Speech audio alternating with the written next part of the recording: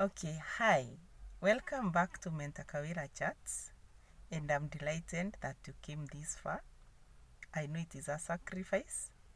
And also, as you can see, I have just got a short period of time when I've found I'm free and decided to come here and share with you. Because to me, it doesn't matter where we share it from, but what matters is what we are sharing. So today I am inviting you to journey with me through the book Side Mirror to Success as we do our episode 2 of the analysis of the content contained in this book. But just before we go on, please just click the subscribe subscribe to my channel, and also like. You know, I said the other day that some of these things, they are not fun. You just want to share with the world something, and you're looking for every single opportunity. So that liking is just an encouragement so that you can be able to work together and also feel encouraged that at least somebody is appreciating the little, it's so little that I'm doing, but at least to appreciate, because I'm also doing it effortlessly as I try to reach you. So thank you. I know you have done it, and at the end of it, please remember to share. So today I want us to look at concepts I've analyzed in this book about how a student can use their past exam papers to find out the misconceived or the misunderstood concepts, and also go ahead to use the past paper still to correct that misconception and delete the wrong answer in the mind and replace it with the correct answer.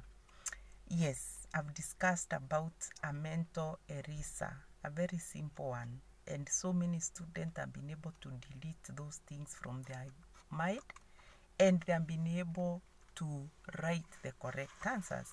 So basically what I normally do with the student when I discover that they have written wrong things, okay, let me tell you a thing.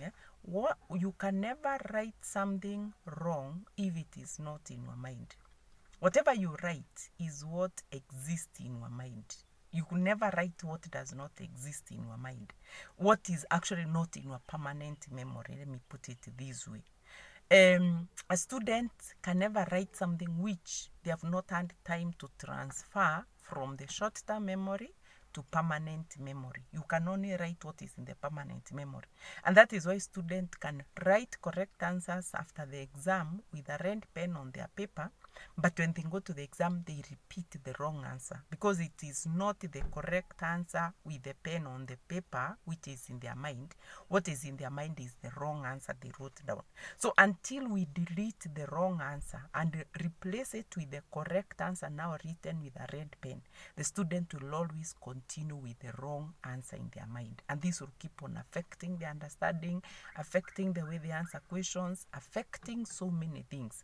And that is basically what I have talked about in this section C of my book about studying when there are no exams, so that the student can take time to draw a table like the one you can see down there, lists the subject topics as they are from the first book in book 1 all the way to the highest level they have reached. If a student is in a level 2 or form 2, they will go up to that point. If they're in form 4 or level 4 or whatever, they go up to that point as per that level of education.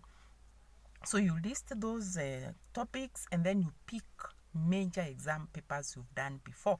By major exam papers, I'm talking of a paper that cut across the concept you had learned for some time, not a quiz just covering one topic. It will not help. So I tell them to pick major exam like end of year exam or a pre-mock exam or a end of term exam, which is cutting across many topics. So they go through this, and there's an exercise we do with this table you can see here.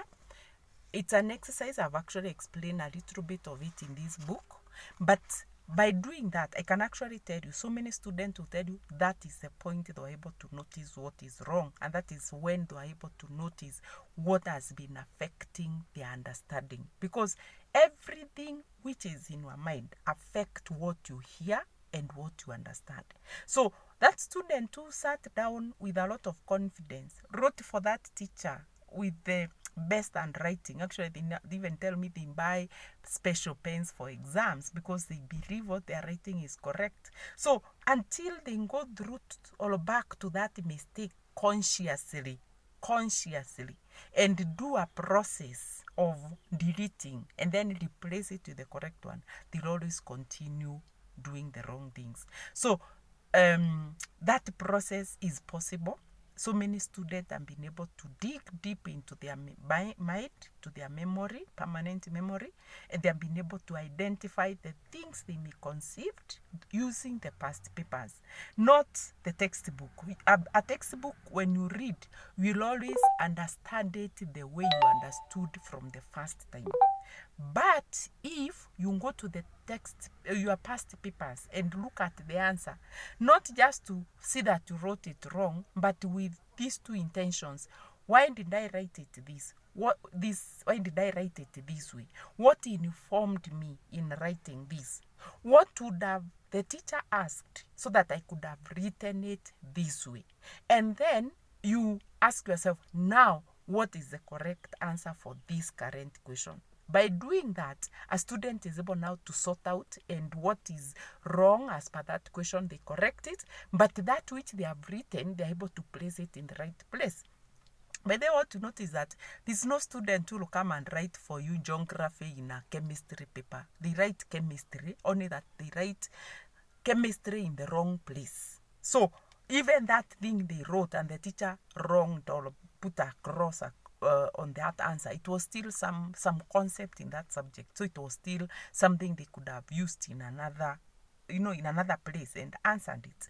That's why even as a teacher, you'll agree with me, there sometimes you see an answer in number 3C could have been the correct answer for number 7, but now it was put in the wrong place. So this student knows your concept, has understood, but they have not clarified it well because of misunderstanding. So it's a process which is possible, and the only thing is that I would encourage you, if you get this, the whole of section C, it has, I think, allowed three chapters. This is the chapter 7, which is talking about identifying concept gaps and misconception. That is basically the one of how to use the past papers.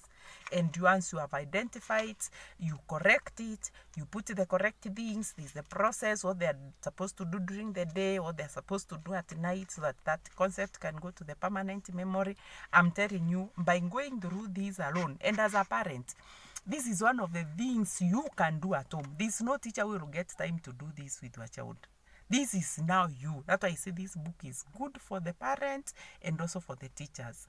This process, now when your child, the teacher gives the exam and the teacher marks and gives back the child the paper. Please sit down with your child now at home and go through this chapter 7 of identifying content gaps.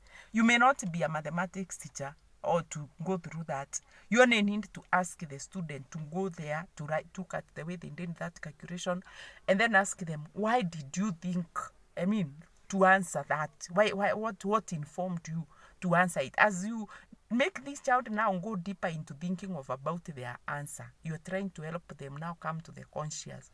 Exactly what made me to do this? What informed me? What made it to be wrong to the teacher? And it was, to me, it was correct. So it's something you as a parent you can do. And I would encourage you, please get a copy of this. You're going to enjoy. It's going to be a great moment as you even take through your child and the child is like, this one also knows mathematics. So I'm wishing you all the best, and let's continue as we move on with the different sections. I'll be summarizing this book at random. Please make sure and please share this. This book, I want these concepts to reach as many people as possible globally. Please share this with somebody else so that they can also hear and do the same. And in case I said, if you're somewhere you cannot get this hand copy, you can go to KDP shop, that is on Amazon, and Google for success.